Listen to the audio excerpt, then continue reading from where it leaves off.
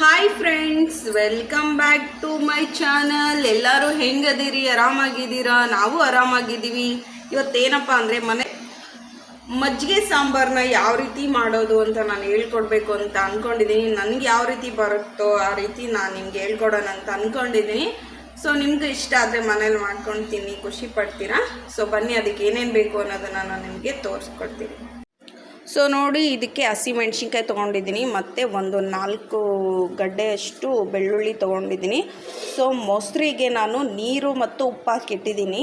So ಒಂದು 5 ನಿಮಿಷ ಹಾಗೆ ಇಡಬೇಕು.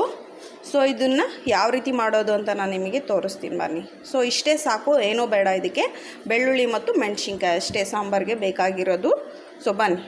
ಸೊ ಮೊದಲಿಗೆ ಈ ಮೆಣಸಿನ್ಕಾಯಿನೆಲ್ಲ ತೆಕ್ಕೊಂಡು ಚೆನ್ನಾಗಿ ವಾಶ್ ಮಾಡಿಟ್ಕೊತೀನಿ. ಸೊ ಇದನ್ನು ವಾಶ್ ಮಾಡೋಣ ಬನ್ನಿ. ಸೊ ನೋಡಿ, ಇದನ್ನು ಚೆನ್ನಾಗಿ ವಾಶ್ ಮಾಡಾಯಿತು. ಇವಾಗ ನಾನು ಇದನ್ನು ಒಂದೊಂದೇ ತುಂಬನೆಲ್ಲ ತೆಗೆದು ಇಲ್ಲಿ ಇಡ್ತೀನಿ.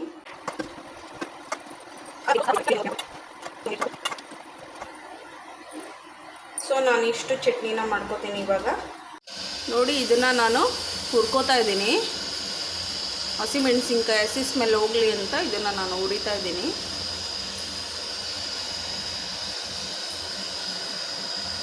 ಸೊ ಇದು ಚೆನ್ನಾಗಿ ಹುರಿದು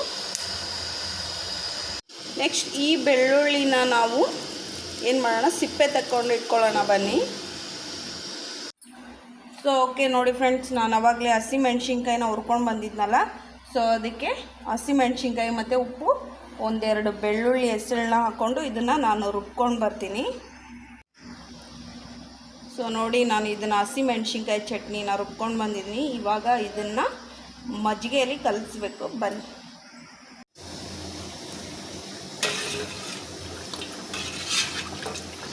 ಸೊ ಈ ಮಜ್ಜಿಗೆನ ಚೆನ್ನಾಗಿ ಕಲಿಸ್ಕೋಬೇಕು.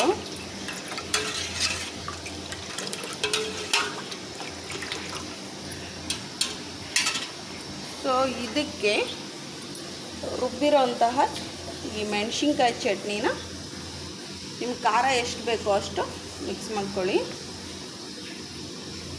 ಜಾಸ್ತಿ ಖಾರ ತಿನ್ನೋರು ಜಾಸ್ತಿ ಹಾಕ್ಕೊಳ್ಳಿ, ಸ್ವಲ್ಪ ಖಾರ ತಿನ್ನೋರು ಸ್ವಲ್ಪ ಹಾಕ್ಕೊಳ್ಳಿ. ನನಗೆ ಖಾರ ಅಂದರೆ ತುಂಬ ಇಷ್ಟ. ಸೊ ನಾನು ಜಾಸ್ತಿನೇ ಖಾರ ತಿಂತೀನಿ. ಇದಾದಮೇಲೆ ಇದನ್ನು ನೀವು ಚೆನ್ನಾಗಿ ಕಲಿಸ್ಕೊಳ್ಳಿ.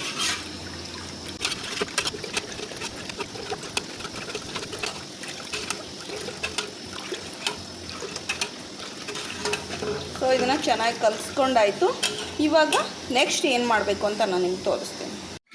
ಸೊ ಮಜ್ಜಿಗೆ ಸಾಂಬಾರಿಗೆ ಒಂದು ಬೆಳ್ಳುಳ್ಳಿ ಒಗ್ಗರಣೆ ಕೊಡೋಣ. ಆವಾಗಲೇ ನಾನು ಬೆಳ್ಳುಳ್ಳಿನ ಜಜ್ಕೊಂಡು ಇಟ್ಕೊಂಡಿದ್ದೆ.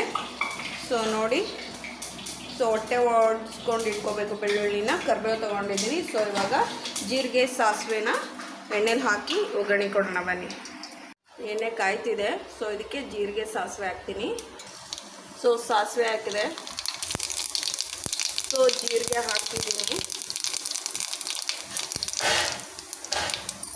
ಸೊ ಬೆಳ್ಳುಳ್ಳಿ,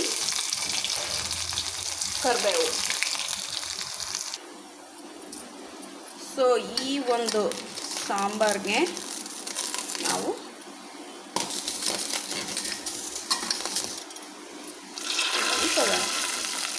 ಕೊಟ್ಟು ಬೇಗ ಮುಚ್ಚಿಬಿಡಿ, ಸ್ಮೆಲ್ಲೆಲ್ಲ ಇಟ್ಕೊಳ್ಳುತ್ತೆ.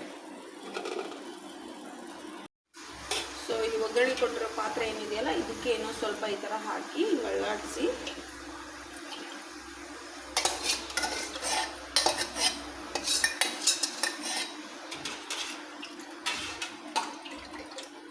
ಗಮ್ಮಂತ ಸ್ಮೆಲ್ ಬರ್ತಾ ಇದೆ ಫ್ರೆಂಡ್ಸ್. ಸೊ ಇದನ್ನು ಒಂದು 5 ನಿಮಿಷ ಮುಚ್ಚೋಣ. ಸೊ ಈ ಸಾಂಬಾರ್ ರೆಡಿ. ಸೊ ಇವಾಗ ಮಜ್ಜಿಗೆ ಸಾಂಬಾರ್ ರೆಡಿ ಆಗಿದೆ. ಸೊ ಅದು ಯಾವ ರೀತಿ ಆಗಿದೆ ಅನ್ನೋದನ್ನ ನೀವು ನೋಡ್ಕೊಳ್ಳಿ. ನೋಡಿ, ಮಜ್ಜಿಗೆ ಸಾಂಬಾರ್ ದಿಢೀರಂತ ಆಗೋ ಮಜ್ಜಿಗೆ ಸಾಂಬಾರಿದು. ಕೊತ್ತಂಬರಿ ಇದ್ದರೆ ಮನೇಲಿ ಹಾಕೊಳ್ಳಿ. ನನ್ನ ಹತ್ರ ಕೊತ್ತಂಬರಿ ಇಲ್ಲ, ಹಾಗಾಗಿ ನಾನು ಕರಿಬೇವು ಬೆಳ್ಳುಳ್ಳಿ ಅದನ್ನು ಹಾಕ್ಕೊಂಡಿದ್ದೀನಿ, ಒಗ್ಗರಣೆ ಕೊಟ್ಕೊಂಡಿದ್ದೀನಿ. ಸೊ ದಿಢೀರಂತ ಆಗೋ ಈ ಮಜ್ಜಿಗೆ ಸಾಂಬಾರಿಗೆ ರೇಷನ್ ಅನ್ನ ಮಾಡಿದರೆ ಒಳ್ಳೆಯದಿರುತ್ತೆ. ಸೊ ರೇಷನ್ ಅಕ್ಕಿಯಿಂದ ಅನ್ನ ಮಾಡಿಕೊಂಡು ಈ ಮಜ್ಜಿಗೆ ಸಾಂಬಾರನ್ನ ತಿನ್ನಿ, ತುಂಬ ರುಚಿಯಾಗಿರುತ್ತೆ. ಸೊ ನೋಡಿ, ನಾನು ರೇಷನ್ನಿಂದ ಅನ್ನ ಮಾಡ್ಕೊಂಡಿದ್ದೀನಿ. ಈ ಮಜ್ಜಿಗೆ ಸಾಂಬಾರಿಗೆ ಒಳ್ಳೆ ಕಾಂಬಿನೇಷನ್ ಇರುತ್ತೆ ಅಂತ. ಸೊ ಇದಕ್ಕೆ ನಾವು ಮಜ್ಜಿಗೆ ಸಾಂಬಾರನ್ನ ಹಾಕ್ಕೊಂಡು ತಿನ್ನೋಣ. ನನಗೆ ಮಜ್ಜಿಗೆ ಸಾಂಬಾರು ಅಂದರೆ ನನ್ನ ಫೇವ್ರೇಟು. ನನಗಿದು ಒಂದಿದ್ಬಿಟ್ರೆ ಸಾಕು. ಸೊ ಸ್ವಲ್ಪ ನಾನು ಪಿಕಲ್ ಹಾಕ್ಕೊಂಡಿದ್ದೀನಿ. ಸೊ ನೋಡಿ, ಬನ್ನಿ ತಿನ್ನೋಣ. ನೋಡಿ ಫ್ರೆಂಡ್ಸ್, ದಿಢೀರನೇ ಬಿಸಿ ಬಿಸಿ ಬ್ಯಾಚುಲರ್ಸು ಮಾಡ್ಕೋಬೋದು, ಮನೇಲಿ ಇರೋರಿಗೆ ಹೆಣ್ಮಕ್ಳು ಮಾಡ್ಕೋಬೋದು. ಸೊ ದಿಢೀರನೇ ಸಾಂಬಾರು, ಮಜ್ಜಿಗೆ ಸಾಂಬಾರು ಯಾವ ರೀತಿ ಮಾಡೋದು ಅಂತ ನಾನು ನಿಮ್ಗೆ ಹೇಳ್ಕೊಟ್ಟೆ ಅಲ್ವಾ. ಸೊ ನೋಡಿ ಎಷ್ಟು ಚೆನ್ನಾಗಾಗಿದೆ ಗೊತ್ತಾ. ಇದು ನನ್ನ ಒನ್ ಆಫ್ ಫೇವ್ರೇಟು. ನನಗಿದು ಅಂದರೆ ತುಂಬ ಇಷ್ಟ. ಮಜ್ಜಿಗೆ ಸಾಂಬಾರನ್ನು ನಾನು ಚಿಕ್ಕವಳಿಂದಾಗಿಂದನೂ ಇದನ್ನೇ ಊಟ ಮಾಡ್ತೀನಿ. ನನಗೆ ತುಂಬ ಇಷ್ಟಪಟ್ಟು ತಿಂತೀನಿ ಇದನ್ನು.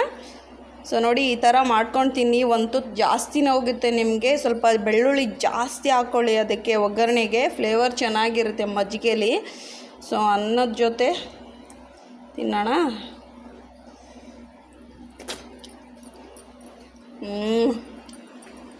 ಸೂಪರ್ ಆಗಿದೆ ಫ್ರೆಂಡ್ಸ್.